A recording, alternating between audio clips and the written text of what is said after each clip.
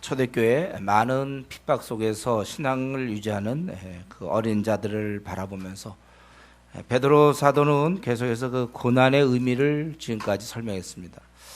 그리고 이것이 개인적인 관점에서 이 고난을 지금까지 설명하고, 그리고 이 공동체적으로 한 개인이 고난을 이제 견뎌나가지만 또 함께 견딜 이 공동체, 이게 참 중요한 것입니다. 그리고 공동체 하면 특별히 지도자, 우리 나라도 그렇죠. 누가 대통령인가에 따라서 이렇게 많이 바뀌는데 한 공동체 그 지도자는 상당히 중요합니다. 그래서 이 지도자에 대해서 얘기하기를 너희 중 장로들에게 권하노니 나는 함께 장로된 자요. 말씀 사역 장로죠. 나는 함께 장로된 자. 사실을 그들을 높이고 있는 거예요. 그래서 이 지도자는 어떻습니까? 고난의 증인이다. 당시에 지금이야 이제 교회 지도자 되는 것이 뭐 어떤 면에서는 좀 이렇게 또 견딜만 할지 모르지만 그 당시에는 가장 먼저 죽어야 될 사람들, 순교적 상황에서 그 공동체의 지도자가 된다는 것은 어렵다는 것이죠. 그래서 고난의 증인이요, 그리고 나타날 영광에 참여할 자니라.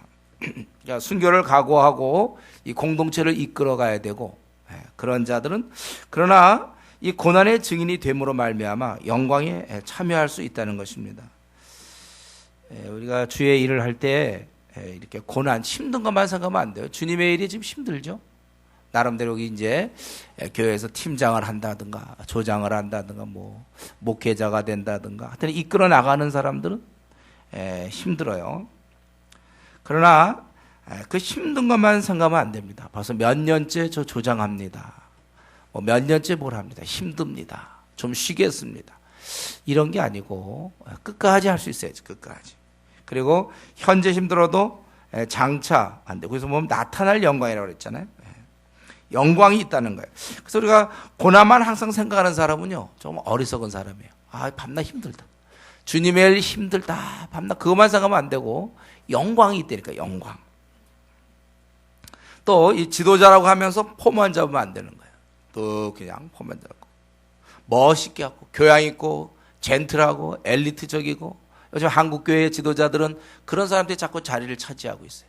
젠틀하고 멋지고, 뭐 고난을 받습니까? 고난을 받아야죠.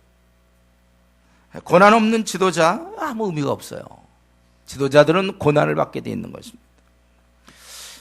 지도자뿐만 아니죠. 성도들도 고난 없는 성도, 뭐 주일날 그저 예배 정도 한번 드려주고, 뭐 고난 없는 성도, 영광 없는 성도인 줄 아셔야 돼요.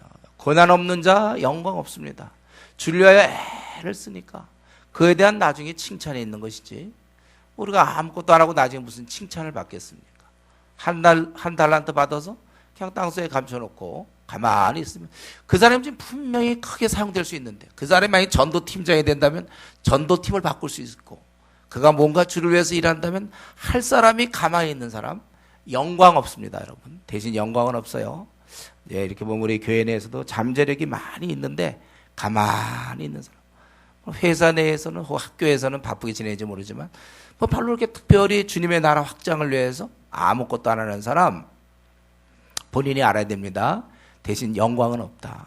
여기 보면 고난의 증인은 영광에 참여하는 자. 그러니까 지금 많이 울 수 있으면 좋겠어요. 주님의 이름 때문에 잠을 못 자고 고통받고, 그러면서 저 같은 경우 좋죠. 좋아요, 저는요. 그런 면에서는 힘들긴 하지만 이래저래 뭐 여러 가지 어려움 제가 사실 여러분들도 한 번은 다 이렇게 목사 한번 참 되면 좋아요. 담임 목사 특별히 이렇게 책임을 다 져야 되는 거 많이 이제 한 번씩 다 겪으면 참 좋을 텐데, 그걸 모르니까 참 그렇게 또 쉽게 생각하고 뭐 문제들 투덜대고 원망하고 이럴지 모르겠어요. 자기 관점에서만 생각하니까. 어쨌든 우리는 멋있게 살지 마세요. 젠틀하게, 우아하게, 도도하게 살 생각하지 말고 뭔가 좀 주를 위해서 수고하고 잠을 못 자야 될 거 아닙니까? 재정을 써야 되는 거 아니에요?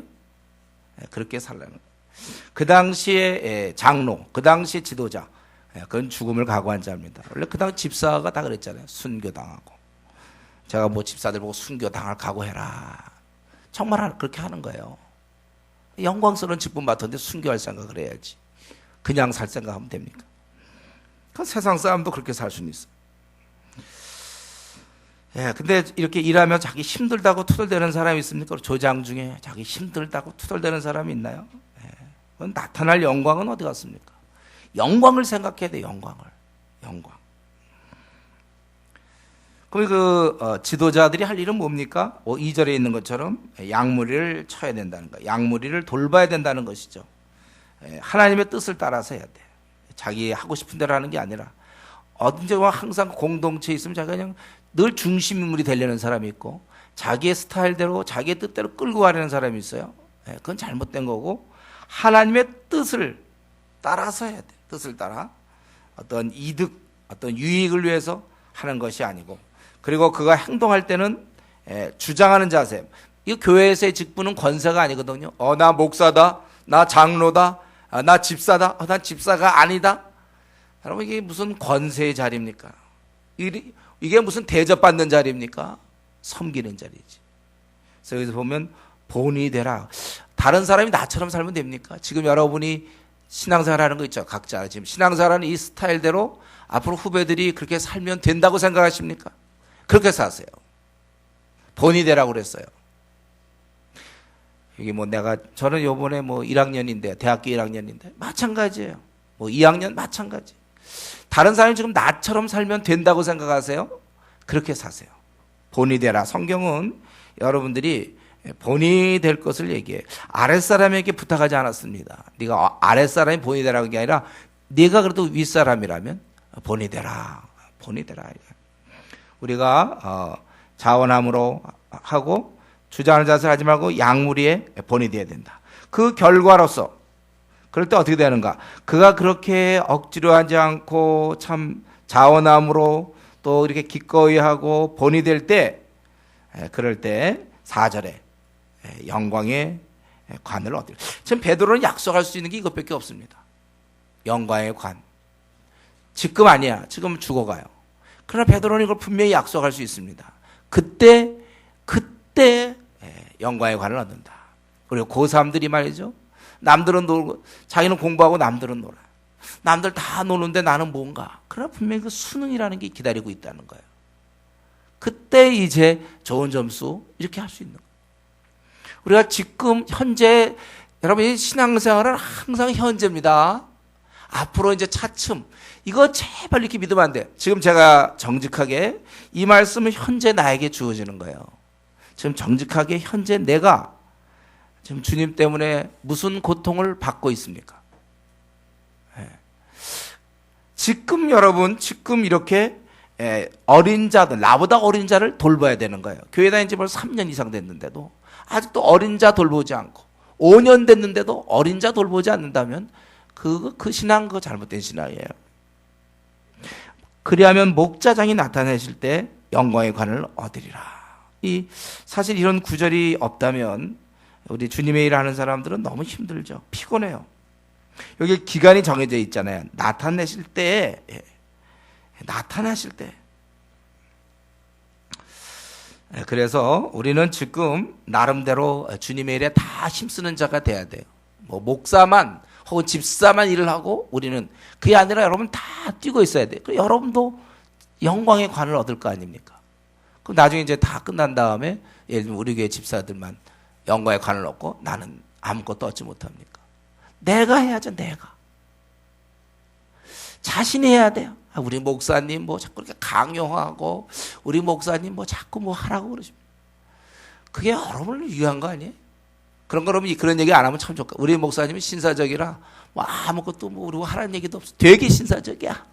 그래서 잘 놀아가지고 나중에 그날 관이 하나도 없어요. 상이 없어. 근데 고3 담임인데 우리 담임 선생님 우리 보고 밤낮 공부하라는 얘기 하나도 안 해요. 그냥 내버려둬.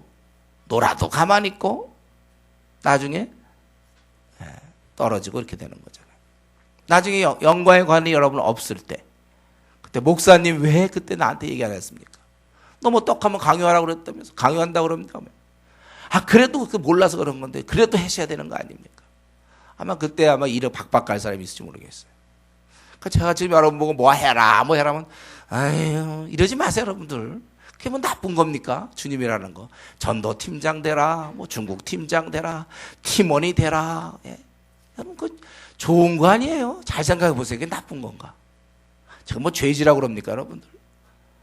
예. 좋은 거죠. 예. 좋은 걸로 믿어야 돼요 여러분들. 그런 식으로 또 나를 설득하려고 그렇게 생각하면 안 돼요 여러분. 좋은 거예요 이거는. LTC 받으시오? 다 고마운 거지 이런 게. 여러분 자꾸 주님의 일을 안 맡으려는 자가 손해죠. 예. 아니, 하다못해 세상 일도 국회의원 선거 보세요. 서로 국회의원 되겠다고 얼마나 돈까지 써가면서 되려고 그러고. 우리 조장되는데 돈 씁니까? 목사님한테 뭐 매겨야 돼요? 여러분 참, 원하면 할 수 있잖아요 우리. 제가 서로 좀 하려는 그런 마음을 가지세요. 우리 성경 디모데 전서에 보면 그거 있죠. 미쁘다 이 말이요. 참 이것이 좋은 말이다. 그 사람이 감독의 직분을 얻으려 하면 선한 일을 사모하는 것이라 하며 고난의 길을 자기가 택하는 거예요. 제가 하겠습니다. 그 힘든 거 중국 팀장 제가 좀 하겠습니다. 저 이거 하겠습니다. 전도 자기가 그 팀원이 되겠습니다. 이런 거예요. 우리가 이런 것들은 주님의 이름과 연결되어 있기 때문에 아름답고 존귀한 거예요.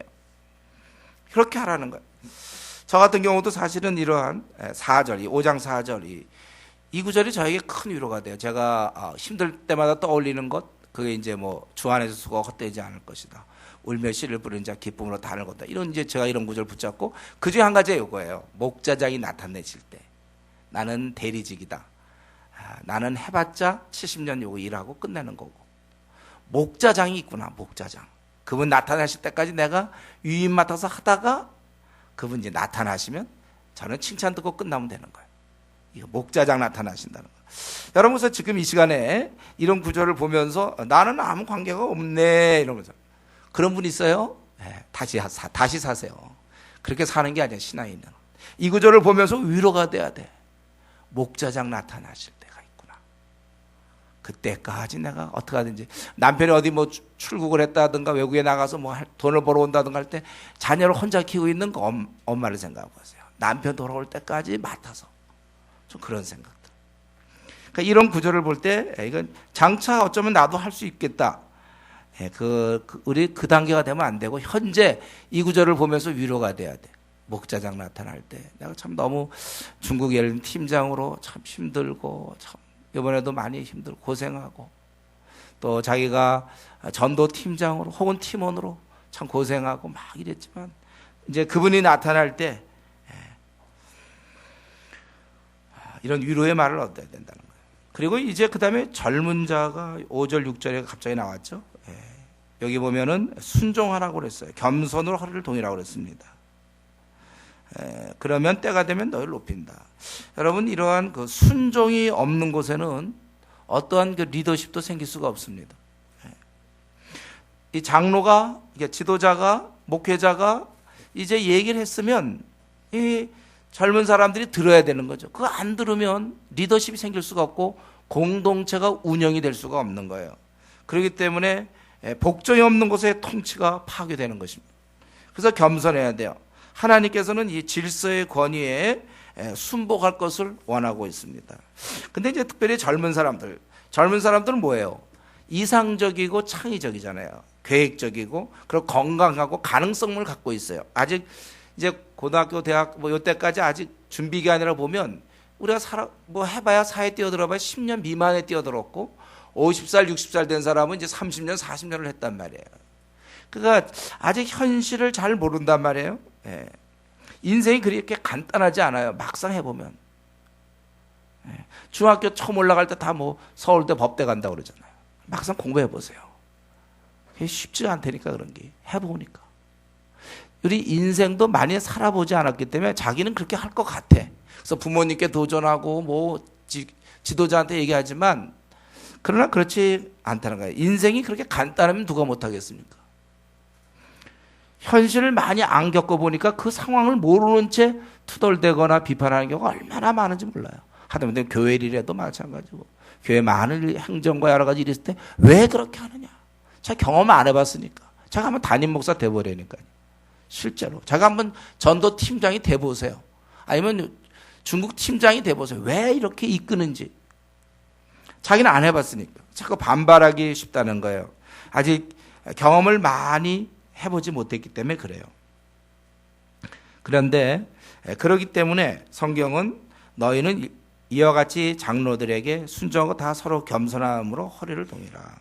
순종 없는 채 이런 리더십은 생길 수가 없어요. 질서상 하나님이 교회면 뭐 목사든지 또 뭐 직장이든지 또 학교에서는 뭐 이렇게 다 이런 질서상의 권위를 허락하셨단 말이에요. 여러분이 이것에 순종하는 걸 배워야 되니까 가정에서는 부모님께 순종하는 법을 배워야 돼요, 여러분. 가정에서 부모님께 순종하지 않고 교회에서 훌륭한 리더가 될 수 없습니다. 그런 리더가 있다면 리더 자리 그만두세요. 어떻게 부모님께 순종 안 하고 어떻게 교회에서 조장이 됩니까? 그건 아주 애당초 잘못된 거예요. 부모님께 순종하지 않는 자녀가 어떻게 교회의 조장이 될 수가 있어요? 목사에게 순종하겠습니까? 직장에서 상사에게 순종해야 돼요. 덤비고 뒤에서 욕하고 헐뜯는 게 아니고 질서상 하나님이 그렇게 허락하셨다. 교회도 마찬가지예요. 교회도 일단 질서상의 리더들에게 순종할 수 있어야 돼요. 가만히 보면 요즘은요, 이렇게 자기 주장이 강하고 또 이제 옛날에는 이제 자녀들이 많아갖고 뭐 자기를 이렇게 했지만 요즘은 이제 하나 둘이다 보면 고집들이 세고 자기 주장을 펴는 경우가 많아요. 그래서 언제든지 대들 준비가 되어 있는 사람이 있어요. 대들 준비. 저도 어떤 경우 누구랑 좀 얘기를 하면 금방요. 내가 한마디 하면 두 마디 하는 사람이 있어요. 집에서도 그런 사람이 있죠. 부모가 한 말씀 하면 두 말씀으로 대꾸하는. 말이 더 길어, 자녀가. 있을 수 없어요. 자녀가 어째서 말이 더 길입니까? 부모보다. 엄마 아빠가 한마디 훈계를 자녀가 막 훈계해, 부모를.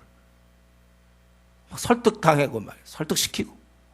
거꾸로 됐어요. 부모가 한 말씀 하면 자녀가 순종을 해야지 두 마디로 들고 나오면 안 되는 거고. 이 대들 준비가 돼 있는 사람이 항상. 그래서 남편이 뭐라 하면 바로 그냥 치는 아내가 있어요. 어떻게 아내가 남편한테 대듭니까? 성경의 원리인가요? 그거는 세상 사람들이 하는 거예요. 누가 남편이 딱 해서 결정을 했으면 따라야지. 대듭니까? 아내가. 교회에서도 마찬가지고 가정에서 부모한테 어떻게 대들 수 있어요? 대들 준비가 돼 있다니까요. 따질 준비가 돼 있고. 교회에서도 마찬가지로 목사가 한마디 하거나 또 어떤 뭐 교육자가 한마디 하면 그걸 따를 생각을 해야지. 꼭 이유를 얘기해서 대들 생각을 하고.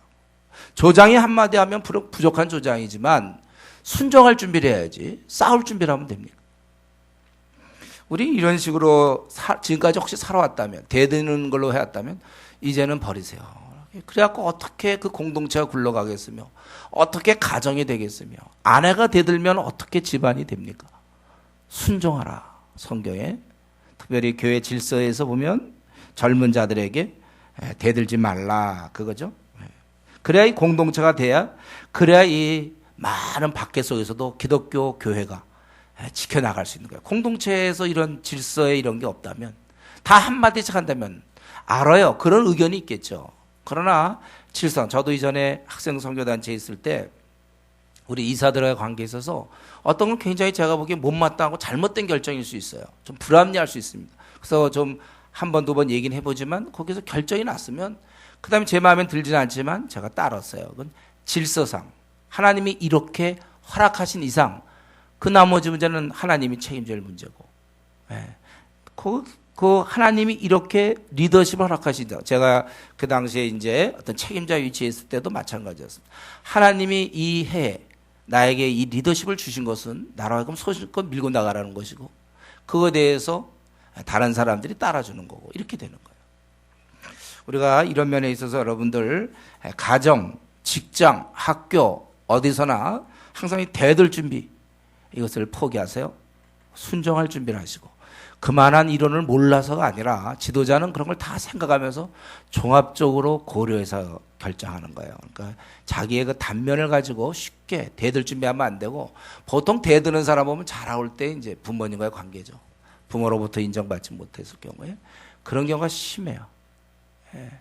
또 그런 아내가 돼서는 안 되고 그러니까 이게 결혼하기 전에 불평 많은 자매들 결혼 후에도 불평이 많습니다. 그 결혼 후에 갑자기 생긴 버릇이 아니에요. 이게 자기 마음을 못 따르으니까 자꾸 불평이 나오는 거예요. 이걸 고치라는 거. 저는 그동안 여러분들이 교회를 다니면서 이런 걸 좀 고쳐야 신앙 성숙이 있는 거예요. 그러니까 순종 안 하던 아내가 교회를 다닐수록 남편에게 더 순종해야 그게 제대로 지금 신앙생활 PBS 제대로 하는 거고, 예. 대들 준비하고, 예. 부모한테 대들 준비하던 애가 정말 이제 부모 말 한마디면 딱딱 듣고, 예. 목사에게 대들 준비하던 사람이 딱 한마디 하면 듣고, 조장에게 팀장에게 다 마찬가지로 훌륭해서가 아니라 질서상 하나님이 그렇게 허락하셨다. 그래서 우리 절대 내 입에서 불평이나 투덜댐, 그분이 그 얘기를 들었을 때 나에 대해서 어떻게 평가할까 생각하세요. 조심하세요. 우리가 항상 이런 면에서 투덜댐이 없고 불평이 없고, 예, 그렇게 우리가 살아야 될 것입니다. 그래야 공동체가 고요하게 나갈 수 있는 거예요. 그렇게 해서 나갈 수 있는 거예요.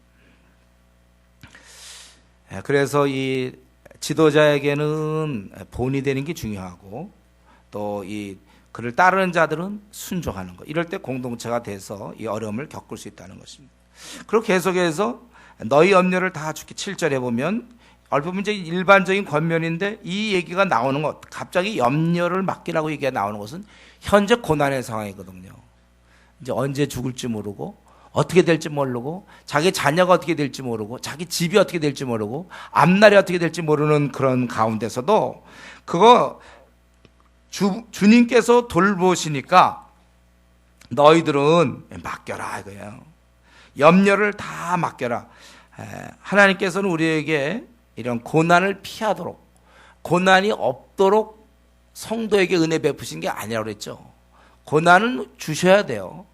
그러나 그것을 잘 이제 그런 고통, 고난이 가져올 수 있는 많은 염려들 이런 거는 맡기라 그거죠. 맡기라. 내 힘으로 그 안 되는 건 맡겨야 돼요. 여러분 먹고 사는 문제가 혹시 고민합니까? 직장에 이런 문제로 고민합니까? 그거 맡기세요, 여러분.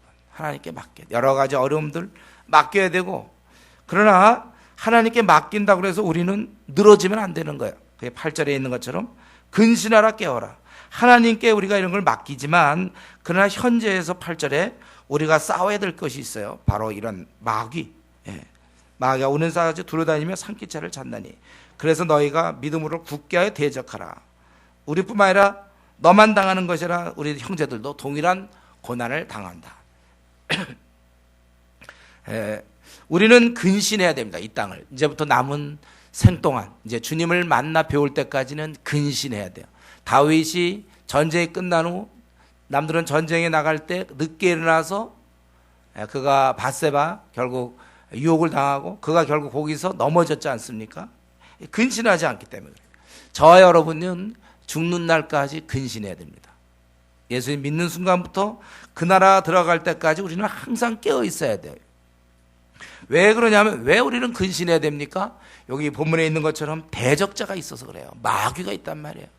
마귀는 우리 옆에 붙어 있습니다. 항상 임재해 있어요. 마귀는 항상 우리와 동행하는 게 마귀입니다. 그래서 보통 이게 신앙이 어릴 때는 안 보여요. 마귀가 안 보여요. 신앙이 없을 때는 그러니까 생각이 안 들어 이상하게. 우리 한 주간도 여러분 마귀가 여러분을 계속 공격하고 있다는 걸 보고 있습니까? 마귀가 항상 우리 이번 여름에도 그랬잖아요. 이렇게다가 집에 있는데 모기가 왔다 갔다 하면 거기 항상 그거 공부하다가도 모기 와서 물 텐데 하고 자꾸 모기를 생각했대요. 그 모기를 잡기 전까지는 항상 좀 긴장하게 된단 말이에요. 모기가 어떻게 됐나 이렇게. 예? 안 그러나 여러분 물려도 괜찮나? 물면 되게 아픈데. 예. 그거 어떻게 됐나 이렇게 항상 그거 잡으려고 하다가도 이거 어디 갔나 하고 잡으려고 그러지 않습니까? 우리가 이 살아가는 날 동안 여러분의 신앙을 무너뜨리려고 불철주야 노력하는 마귀가 있다는 거예요. 그래서 신앙이 어릴 때는 이게 잘 안 보여요. 이런 생각을 안 해. 그래서 자기가 이제는 대적자가 가까이 와 있음을 느끼는 사람, 여기에 이제 영적으로 어느 단계에 올라가는 거예요. 그때 전까지는 생각을 못 하니까 기도 생활을 안 하죠. 방비를 안 해. 그냥 가만히 있어요. 퇴근하면 그냥 텔레비전이나 보고 아니면 인터넷이나 밤 늦게까지 하는 거예요. 마귀가 있으면 모르니까. 자기가 기도 안 하면 넘어진다는 사실조차도 몰라. 그래서 이제 그런 사람들 보세요. 특징이 어떻습니까? 기도 없는 자의 특징, 무기력, 비전이 없잖아요. 기도 없는 자 비전이 있습니까? 난 기도 안 하는 사람이 비전 있는 거 못 봤어요. 야망은 있겠죠. 욕심. 집을 늘린다든가 월급을 더 받아서 뭐 이런 건 있지만 과연 그 비전이 있는가? 요 벌써 요 대적자를 느낄 정도 돼야 우리 신앙을 논할 수 있어요.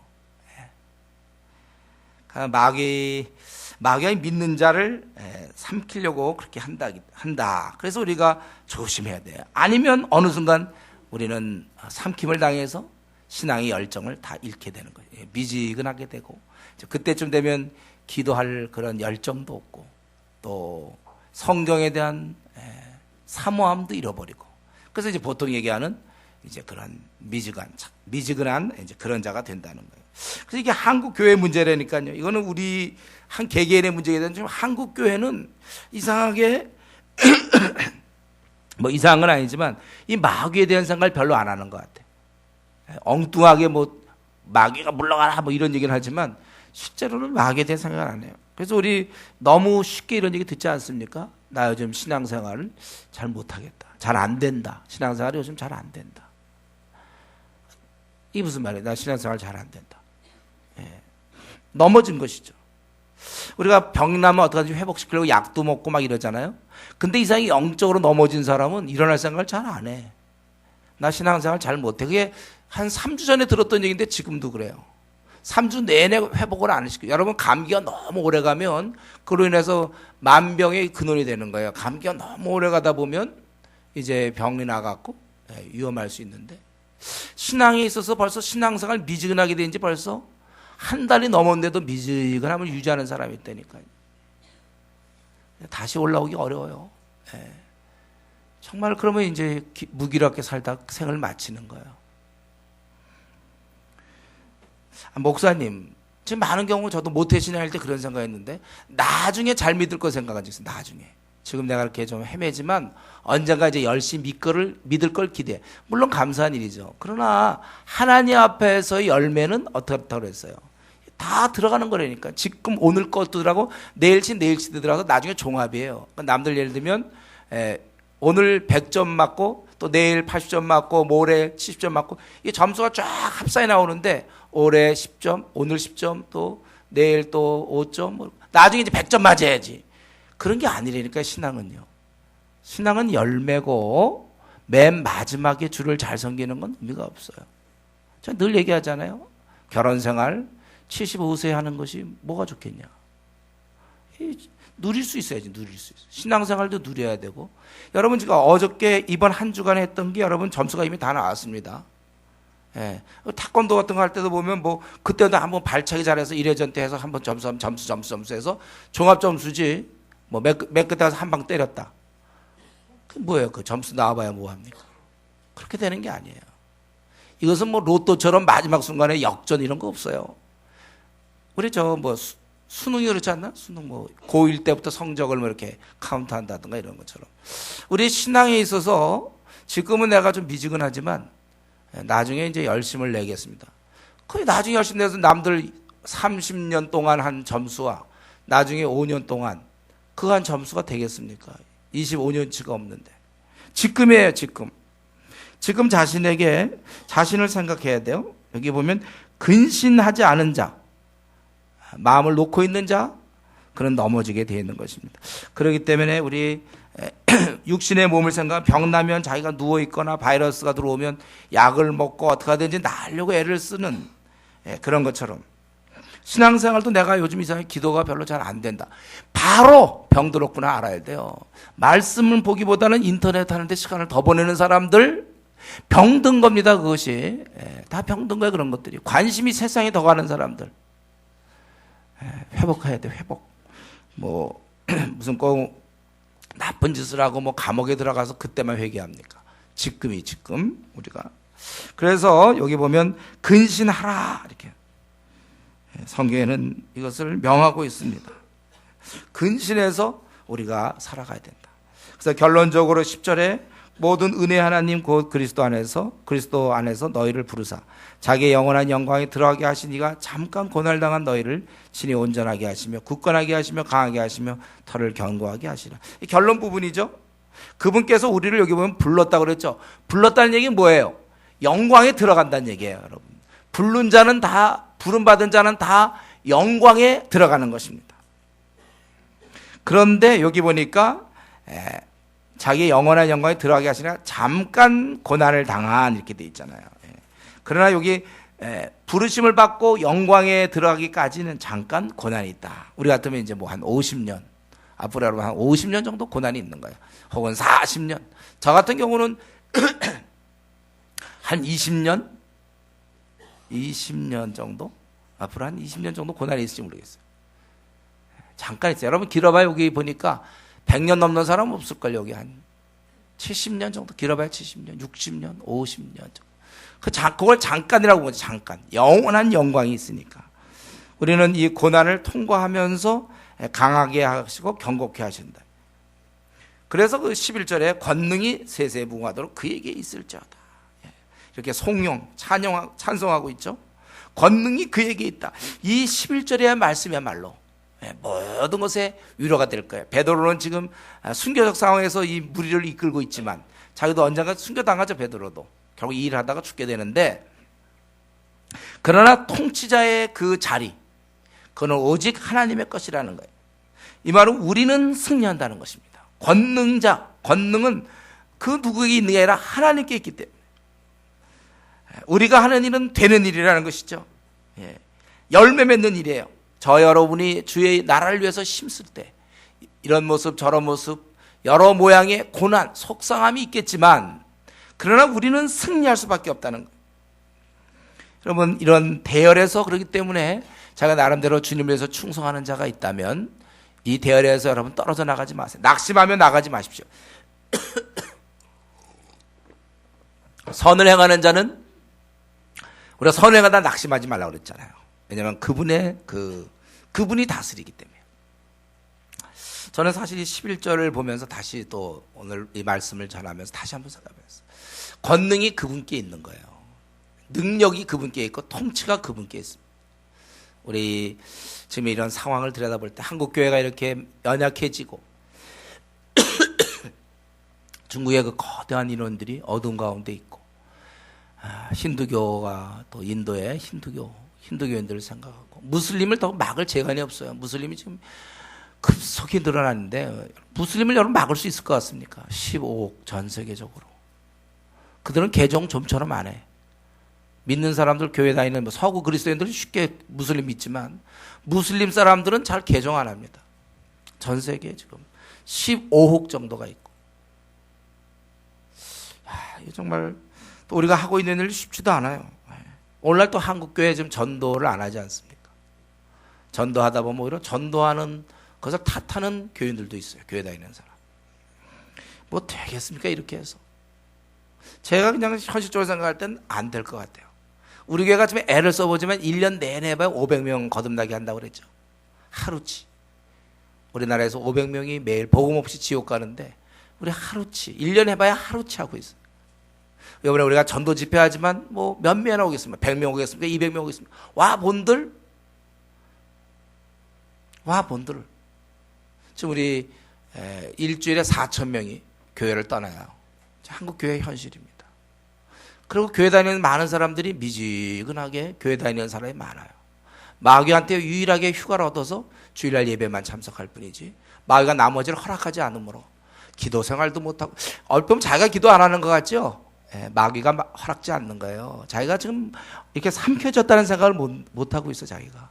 여러분 미지근한 게 삼킨 것의 결과라는 걸 아셔야 돼요. 미지근한 것도 신앙의 한 형태로 생각하면 안 돼요. 그건 삼킴의 결과입니다. 우리 신앙은 오직 한 가지밖에 없어요. 뜨거운 거, 불타는 거 외에는 나머지는 신앙생활이 아니에요.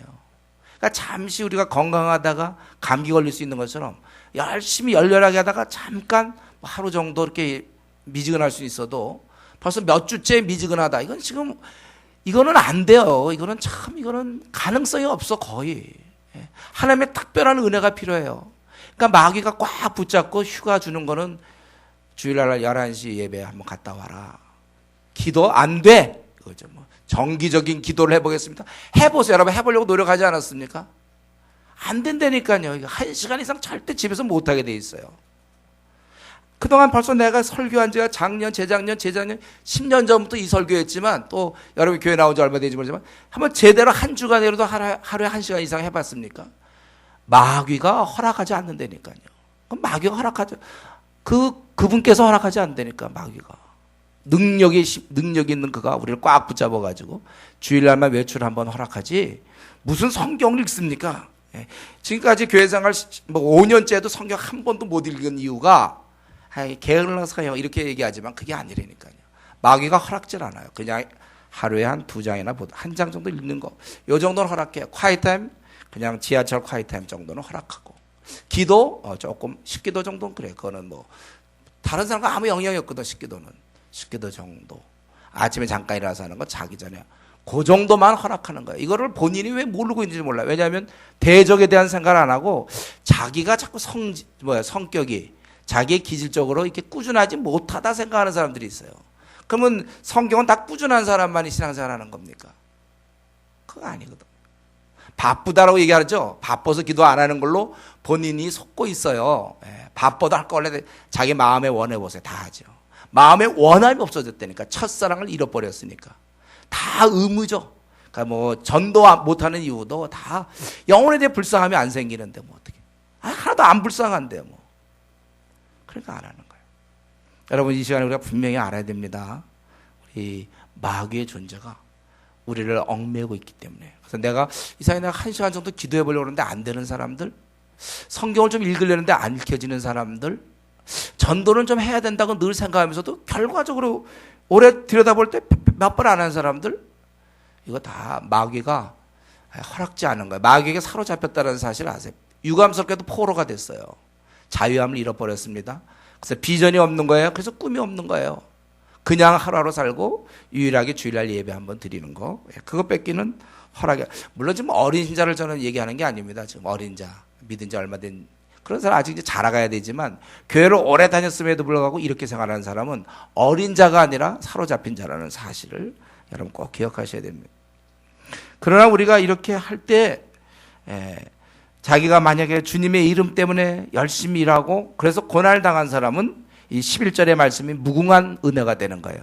그분이 통치자.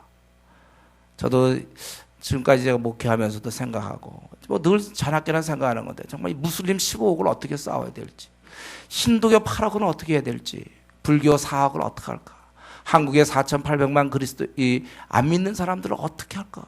그중에 1,000만 명이 넘는 불교 신자가 있을 거고 850만의 그리스도인들이만 허약해져 있고, 이 싸움을 어떻게 할까 생각하면 해도 막 안 될 것 같아요.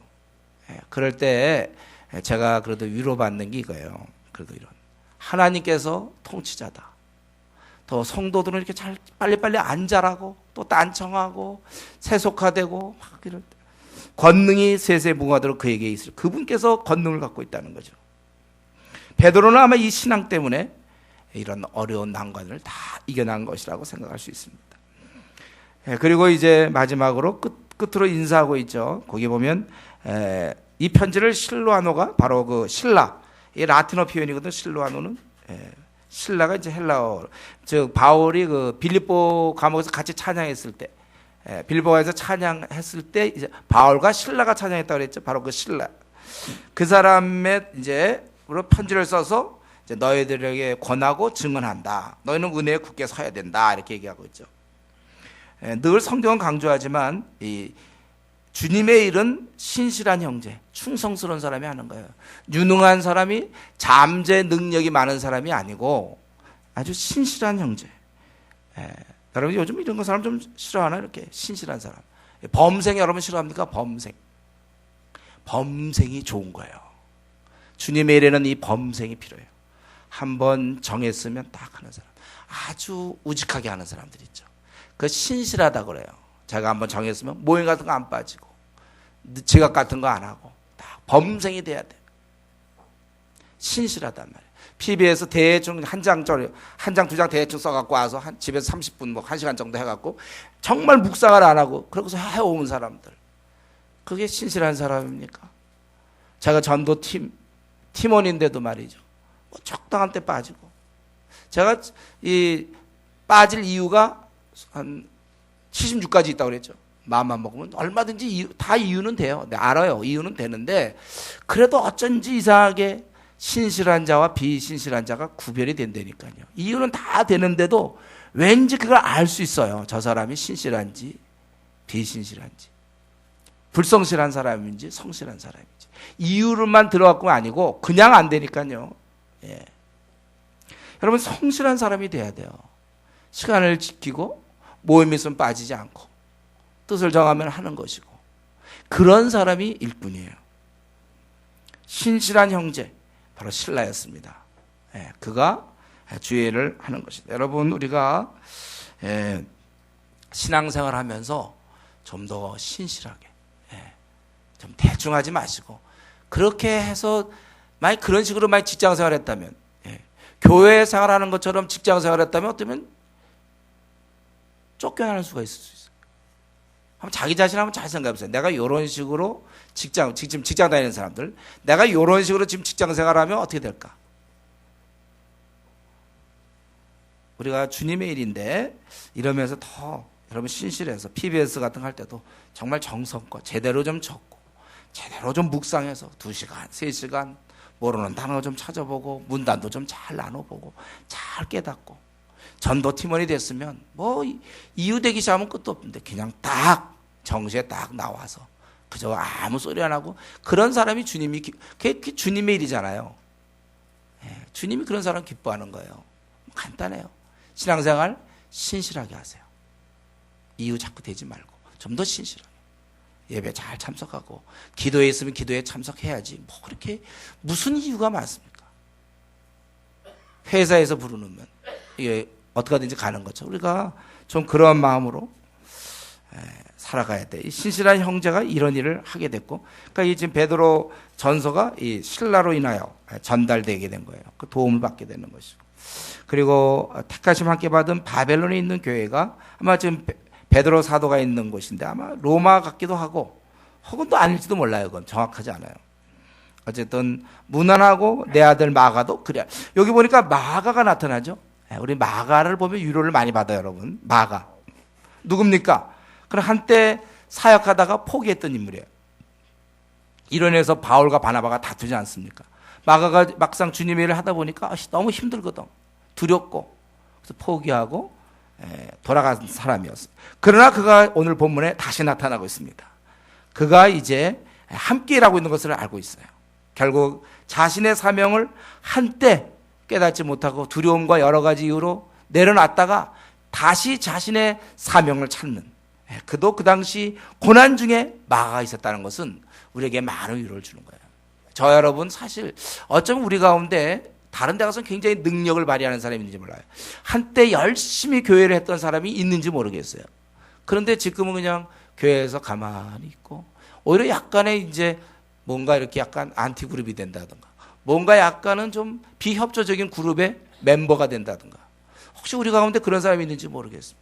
한때 굉장히 열심을 냈고 선봉에 섰는데 지금 맨 뒤에 선봉, 맨 뒤로 선봉 쓴 사람이 있어요. 뒷봉이라고 해야 되나? 선봉인데 한때는 선봉에 서서 뭔가 참 기쁘게 줄을 서겠는데 지금 제일 뒷봉에 가 있는 사람들. 왜 그렇게 살죠? 주님 만날 때 생각해야 되는데.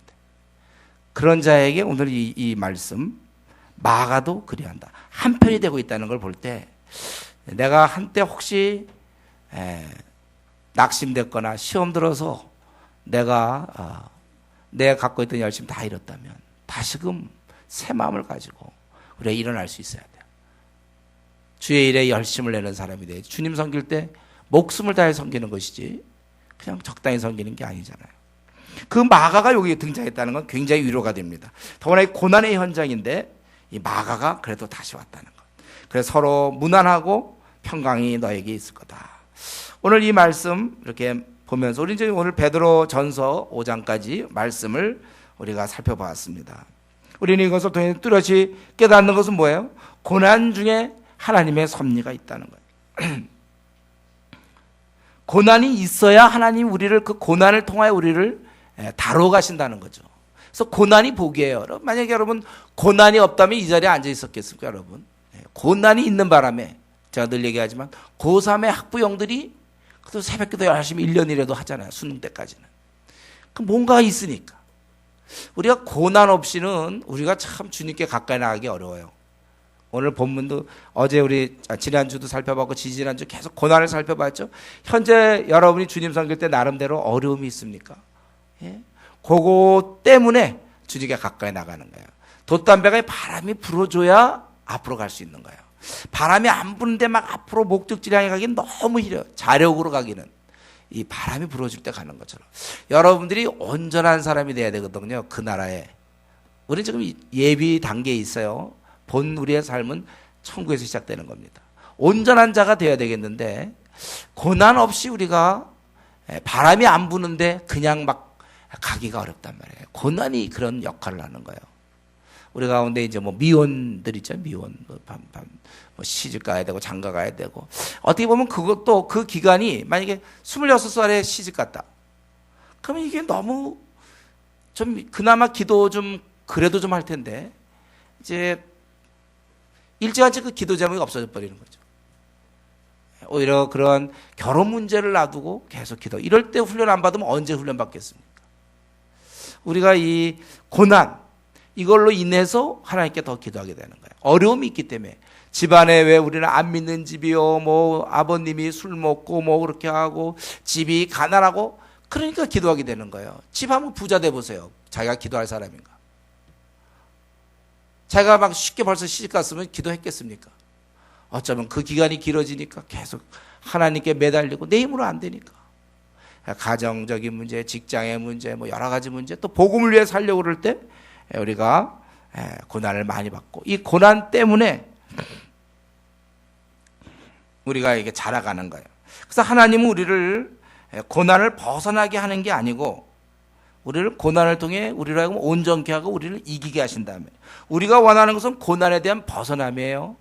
근데 하나님이 원하는 것은 고난을 통해 성숙함입니다. 이 차이가 있어요. 그래서 오히려 고난의 기간을 길게 둘수록 그만큼 더 성숙해지는 거예요, 우리가. 그래서 어릴 때부터 가난한 집에 태어났거나 어릴 때부터 고난받은 사람들 그 기간을 통하여 성숙해지는 거래요. 이런 면에서 욥의 싸움은 지금도 재현되고 있는 것입니다. 그러나 우리가 욥보다 유리한 점은 이 공동체가 있다는 거죠. 또 지도자가 있다는 거예요. 그리고 우리는 고난에 대한 설명을 충분히 들었어요.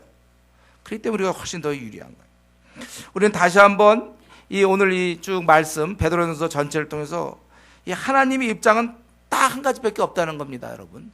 우리를 미워해서가 아니라 우리를 사랑하시기 때문에 우리를 온전케 하기 위해서 고난을 불러주는 거예요. 그러니까 고난을 여러분 돛담배고 고난은 바람인 줄 아세요. 그거 밀려온다고 그러지 말고 그걸로 인하여 우리 하나님께 가까이 가는 것이다. 그래서 우리를 온전케 하시며 굳건하게 하시며 강하게 하시며 털을 견고하게 하시리라. 그렇기 때문에 우리는 이 고난이 내가 현재 당하는 고난이 끝나면 또 다 끝나는 게 아니라 또 있고 또 있고 또 있어요. 우리는 고난을 자꾸 통과하면서 점점 우리가 갖고 있는 야망과 욕심과 이런 걸 점점 죽여나가는 거예요. 그렇게 우리가 자라가는 것입니다. 심지어는 목숨을 내놓으면서까지 우리가 주를 따라가는 거예요. 특별히 주를 따를 때 많은 이러한 고난이 있는 것입니다. 말씀 마치겠는데 우리 오늘로서 이 베드로전서 그동안 1장부터 5장까지 쭉 살펴봤는데 우리 여기서 한 가지 우리 이것을 통해서 우리가 고난을 참 이겨야 되겠다. 이게 귀한 깨달음입니다. 그러나 여기서 한 걸음 더 나가서 같은 고난 중에 있는 이 베드로 사도를 배워야 돼요. 그는 어쩌면 고난하면 다른 사람 순교당하지만 사실은 가장 한 번 죽을 뻔도 했죠. 베드로는요. 그렇게 순교를 당하는 그런 상황 속에서 자기 몸도 제대로 어떻게 보면 돌보기 힘든 그런 상황 속에서 남을 돌보고 있어요. 근데 고난에 대해서 잘못 알고 있는 거 가르쳐주고 이 고난에 어떻게 우리가 해야 될지 의미를 설명하고 있는 것입니다. 여러분 우리가 지금 저 여러분 이 한국 교회를 들여다볼 때 지금 수많은 사람이 고난의 문제에 제대로 잘 대처하고 있지 못합니다. 또 이 악한 마귀가 많은 사람을 쓰러뜨리는 가운데 있어요. 아니 우리 주위에 그 많은 사람이 쓰러져 있는데 우리가 가만히 있을 수 있겠는가? 이전에 주를 부인했던 베드로 사도는 오늘 이 모습으로 어린 자들 고난당하는 자를 돌보는 자의 모습으로 우리에게 다가오고 있습니다. 저는 이제 우리 저와 여러분 믿는 사람들은 이제는 자신의 고난의 문제는 이제 베드로 전서로서 마감했으면 좋겠어요. 내가 당하는 고난, 힘든 거 이제 그만 얘기해도 좋을 것 같아요. 예, 이제 그것 때문에 너무 이렇게 울고불고하고 너무 그것 때문에 자꾸 시간 뺏기고 마음 뺏기지 말고 이제는 다른 사람의 고난을 위해서 이 편지를 쓰고 있던 베드로는 그들보다 더한 고난을 받으면서도 어린 자들을 권하고 증언하고 있다고 그러지 않습니까? 우리가 이런 마음을 갖고 남은 생은 이제는 그만 자기 자신의 문제는 그만 이제 접고 남은 생을 오직 그러한 그 어린 자를 살다가 죽는 그러한 우리 성도님 되기를 바랍니다. 기도하겠습니다. 오늘 말씀 좀 생각해 보면서 내 삶을 언제쯤 남을 돌보면서 살 것인가? 언제까지 밤낮 내 문제? 그럼 늘 그냥 원래 오는 이 고난을 마치 처음 대하는 것처럼 또 이 고난 문제 가지고 또 힘들어하고 항상 내 고난 갖고 힘들어하려면요 죽을 때까지 우리는 그냥 힘들어할 수밖에 없습니다. 내 고난은 고난이고 다른 사람의 고난을 더 관심을 갖고 돌보는 그런 신앙을 갖게 해달라고 좀 이제는 좀 당연히 받아들이면서 다른 사람을 돕는 자가 되게 우리 주일에 힘쓰는 자, 목자장 나타날 때 칭찬 들을 수 있는 지도자 역할을 우리 모두 감당할 수 있도록 이 시간에 같이 한번 통성으로 기도하겠습니다.